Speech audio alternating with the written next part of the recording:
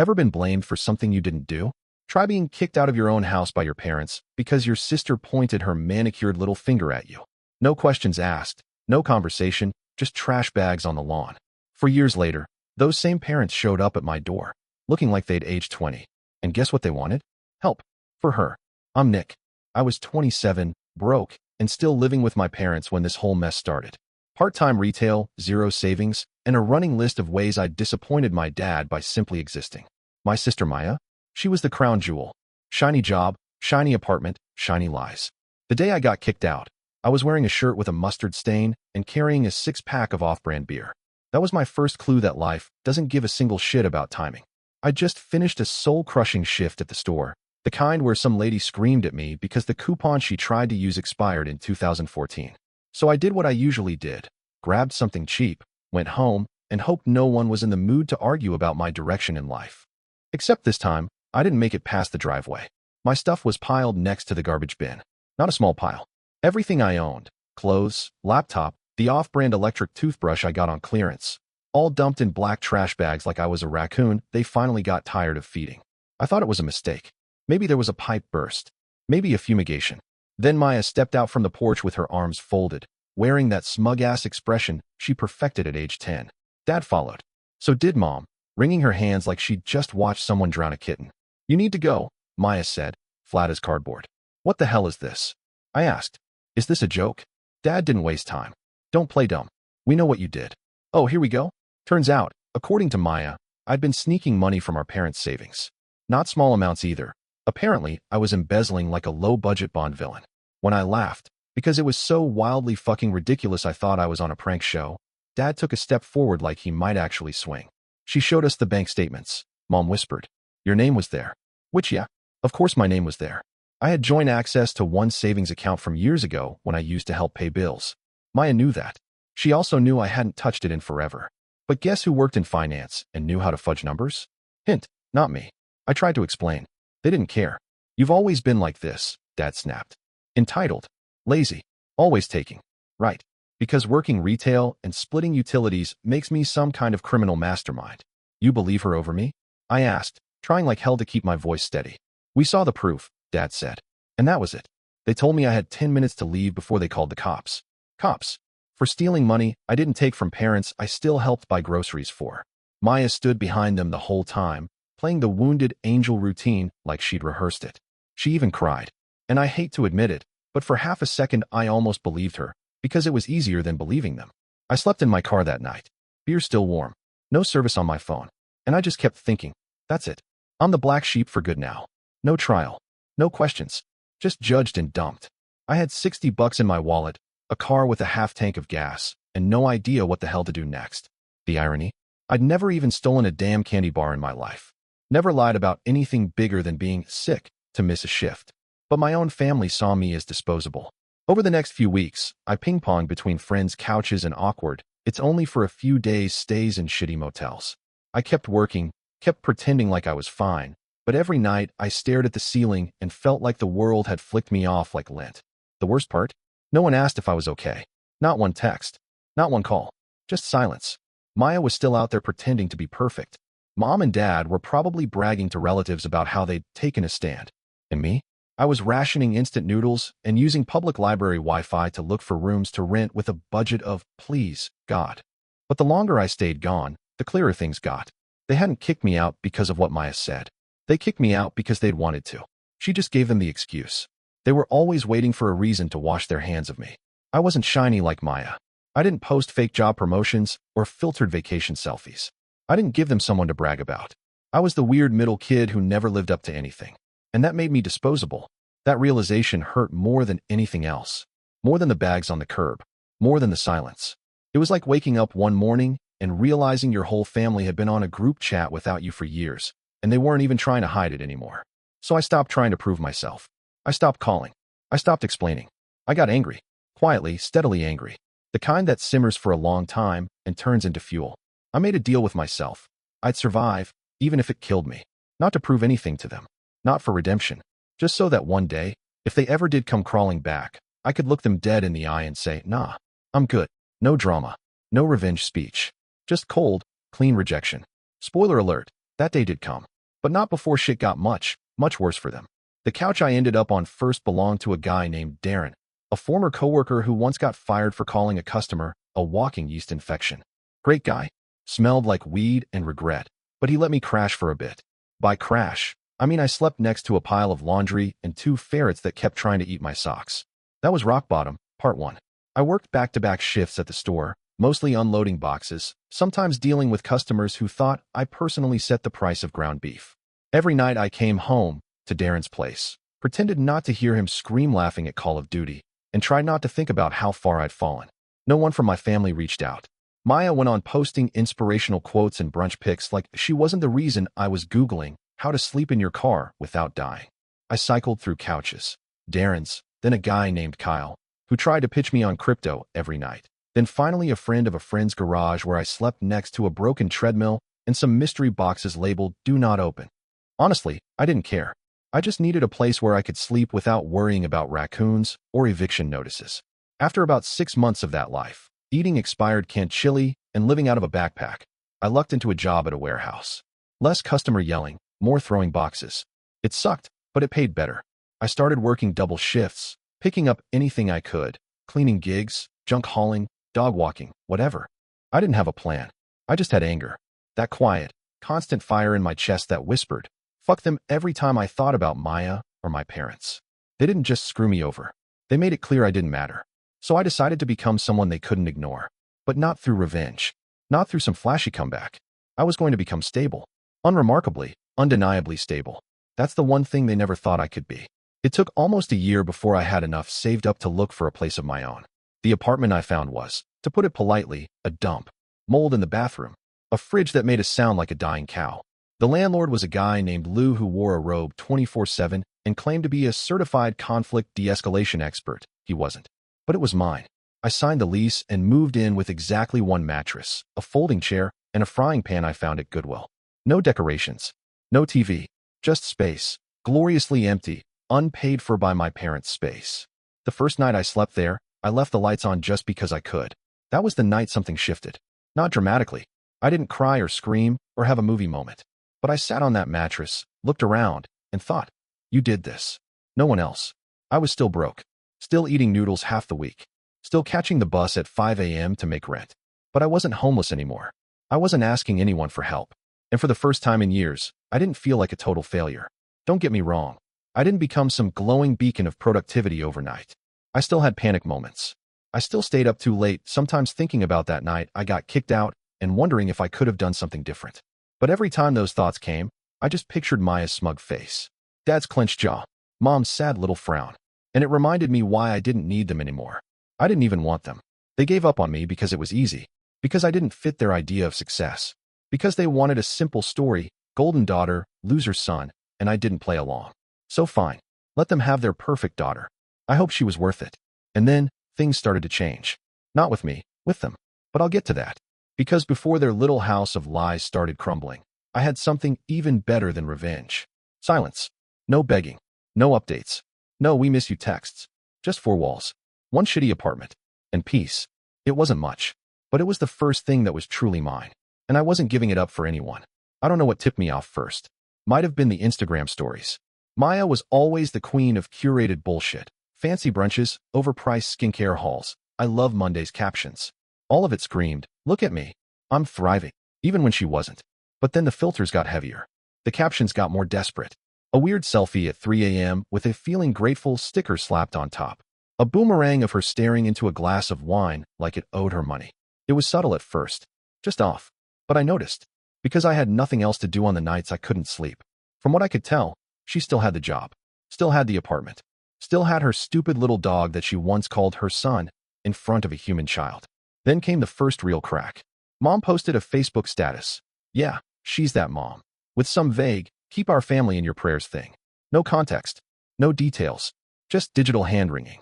I didn't comment. Just screenshotted it and kept scrolling. A few days later, I got a text from an unknown number. Hey, can we talk? It's important. I didn't need to guess. Maya had changed numbers at least twice since I last saw her. Probably burned through her contact list begging for loans. I stared at the screen for a full 5 minutes, then blocked it. I didn't need to talk. What I needed was some popcorn and a front row seat. Over the next few months, the spiral became harder to ignore, even from a distance. A mutual friend messaged me out of the blue. "Hey, do you know what's going on with your sister?" She asked me to invest in some poker site. Poker site. Right. Turns out Maya had been sliding into everyone's DMs like a budget scammer, spinning stories about guaranteed returns and learning the algorithm. Classic desperate addict shit, wrapped in her usual fake confidence. She wasn't trying to win. She was trying to recover. And you can always tell when someone's not playing to win anymore. They start swinging at everything. Mom and Dad, still drinking the Kool-Aid. Mom posted a picture of Maya at some dinner, smiling like her life wasn't crumbling. Caption, "So proud of my baby girl. Always shining." Yeah, shining like a house fire. I wanted to comment, "She's in 14K debt and asked Sarah from church for money." But I didn't. Let them have their delusion. Let them pretend. But I knew. I knew because I'd lived it. The spiral, the silent begging, the late-night panic. I just hadn't done it with manicures and brunch mimosas. I'd done it in garages and warehouse shifts. And I didn't need to guess what was coming next. Because after the begging, after the silence, after the lies, came the collapse. The last time I checked her socials, they were gone. Deleted. No explanation. No taking a break post. Just vanished. That's when I knew shit got real. A week later, I saw it. Not online. Not from a friend. I saw her. In real life. I was walking back from the corner store, buying paper towels, nothing exciting, and there she was, standing on the other side of the street. Sweats, no makeup, hair in a greasy bun. Eyes sunken. That smug glow. Gone. She didn't see me. Or if she did, she pretended not to. Fine by me. It took everything in me not to yell something. Not to flip her off. Not to say, "So who's the failure now?" But I didn't. I just walked home, sat on my couch, turned on my broken fan, ate dry cereal out of the box. And I felt good. Not happy. Not victorious. Just right. Like the scales were finally balancing. I never wanted her to crash. I just wanted her to stop flying on my broken back. And now, she was finally falling on her own. It happened on a Tuesday. I remember because I was off work, sitting in my crappy little apartment, watching reruns of some cooking show I didn't even like. I had just poured a bowl of cereal I was pretending was dinner when someone knocked on the door. I thought it was my neighbor asking to borrow sugar again. She never returned it, but whatever, it made her feel like we were in some cute sitcom. But it wasn't her. It was them. My mom. My dad. Standing at my door like ghosts. I didn't say anything. Just stared. My mom looked like she hadn't slept in a week. My dad looked older. Not just a few more gray hairs older. Like something had drained the life out of him kind of older. He opened his mouth first. "Nick." I raised an eyebrow. Didn't open the door wider. Didn't say come in. Just waited. Mom jumped in, all breathless. We didn't know where else to go. You hungry?" I cut her off. "I've got cereal. That's what I eat when I'm broke and alone." Her face crumpled like I slapped her. Dad cleared his throat. "Can we talk?" "Oh, now you want to talk?" For years ago, they didn't want to talk. They wanted me gone. And just like that, I was back in that moment again. The suitcase by the porch, my mom crying, my dad saying, "Don't make this harder than it is," while Maya stood behind them pretending to look sad. So I stepped outside and shut the door behind me. They didn't get to see my home. They didn't get to act like this was some kind of cozy reunion. We stood in the hallway, 3 feet apart and 4 years too late. Dad shifted awkwardly. "It's Maya." I stayed quiet. "She's in trouble," Mom whispered. She's lost everything. Her job, her apartment. She's staying with a friend now, but..." "She's not staying with a friend," I interrupted. "She's crashing on someone's couch until they realize she stole their credit card." They both flinched. Mom's eyes watered. "She needs help. She needs us." I folded my arms. "You mean me?" Silence. I kept going. "You're not here because you suddenly love me, or because you saw the light. You're here because your golden child finally went full trash fire and you've got no backup plan." "That's not true," Mom said quickly, voice shaking. "You're our son too." "No," I said. "I was your punching bag. Your backup scapegoat. The one you threw out because Maya said so." Dad opened his mouth, but I held up a hand. "You didn't ask. You didn't check. You just kicked me out like trash, and now you want me to what? Save her." I swear. For a second, I thought he was going to yell. That old gruff, man of the house, energy puffed up for a breath. Then it deflated. He looked tired. "She's still your sister," he muttered. I laughed, loud and bitter. She was never my sister. She was a snake in a dress with a backup story for every lie. Mom looked like she might cry again. "We just thought, maybe you could talk to her. Help her see reason." "Reason?" I echoed. "You think a 4-year gambling binge ends with a motivational speech?" They didn't answer. I sighed and rubbed my face. I wasn't even mad anymore. I was just done. "I've got a therapist," I said, voice flat. "Took me a year to afford her. Another year to trust her. And a year and a half to admit I still hoped you'd show up. They looked at me then. Really looked. I shrugged. Congrats. You did. And I don't care anymore. Mom reached out, like she was going to touch my arm. I stepped back. Don't. She froze. You can tell Maya this, I said. She gets one chance. One. She pays back what she owes me. She gets into a real program, not some Instagram coaching package. And she sends you to deliver proof, not some half-assed apology text. Dad looked at me like I was speaking another language. And until then, I went on. You don't come back. You don't call. You don't knock. You leave me the hell alone. Mom's lip trembled. Nick, you chose her, I said, voice low. Now live with it. And then I turned around and went inside, locked the door, sat down on the couch, took a bite of cereal, and for the first time in years, I felt like a fucking king. A week later, I got the message. It wasn't from Maya. Of course not. She probably couldn't spell accountability if you tattooed it on her forehead. It was from Mom. A voice note, because apparently typing is too hard when your life's falling apart.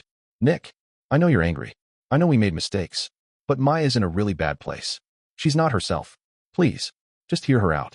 That last part almost made me laugh. Hear her out. I'd spent my entire life being told to shut up. Now they wanted me to listen? I didn't respond. Didn't delete it either. Just left it there, sitting in my messages like a drunk ghost with no self-awareness. A few days later, there was a knock again. Same hallway. Same shitty lighting. Same door I almost slammed in their faces. But this time, it was Maya. She looked wrecked. Not the usual, oh no, I forgot to contour today wrecked. I mean hollow eyes, greasy hair, twitchy fingers, and the distinct vibe of someone who hadn't eaten or slept in a while. Nick, she started, her voice raspy, like she'd smoked every bad decision she ever made. Can we talk? I didn't answer, just leaned against the doorframe, arms crossed. She shifted from foot to foot, trying to smile like this was some reunion show. I just wanted to say I'm sorry. I raised an eyebrow. For what? Her eyes flicked sideways. You know, for how things went down. Nope, I said. Try again. Use nouns. Maybe verbs. She flinched, and for a second, I saw the twitch, the addict panic when someone doesn't play along. Maya, I said quietly. You blame me for stealing money. Got me thrown out. Didn't admit anything. Then burned through your life like it was a scratch card. And now that you're broke, suddenly it's apology hour. I wasn't well, she said, like that explained anything. You were never well, I snapped. But you were always smart enough to cover it up. Until you couldn't anymore. She went quiet. I took a deep breath. So what do you want? A hug? Cash? Or just to check apologize to Nick off your rehab bingo card? Her mouth opened. Closed. Then she pulled out a crumpled piece of paper. This is from the clinic, she said. Proof.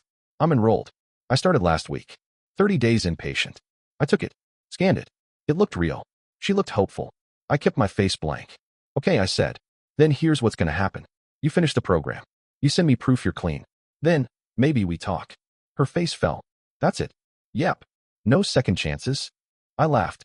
You burned through those before I even left home. She shifted again, tried to play the wounded victim card. I thought you'd understand. You know what it's like to be the fuck up. I stepped forward, low and cold. I wasn't the fuck up. I was the family's punching bag. You? You were the golden girl who finally gold-plated herself into a trash heap. Her eyes welled up. Crocodile tears, or maybe real ones. Who cares? She mumbled something like, okay, and turned to leave. I watched her walk down the hallway, the same one I'd walked 4 years ago, carrying everything I owned in a garbage bag. Poetic, if I cared about poetry. I went back inside, tossed the paper on the table. It sat next to my lease, my paycheck stub, and the grocery list I was about to ignore. I didn't feel better. Not exactly. But I felt done. A month passed. I didn't hear anything. No new voice notes. No desperate knocks.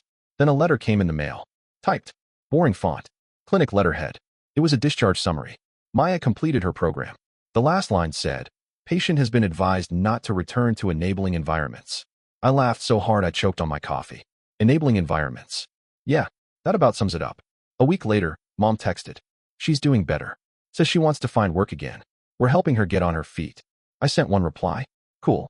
Don't ask me for shit. They didn't respond. And that, weirdly, was the most peaceful part. No more manipulation. No more guilt trips. Just quiet. I kept working.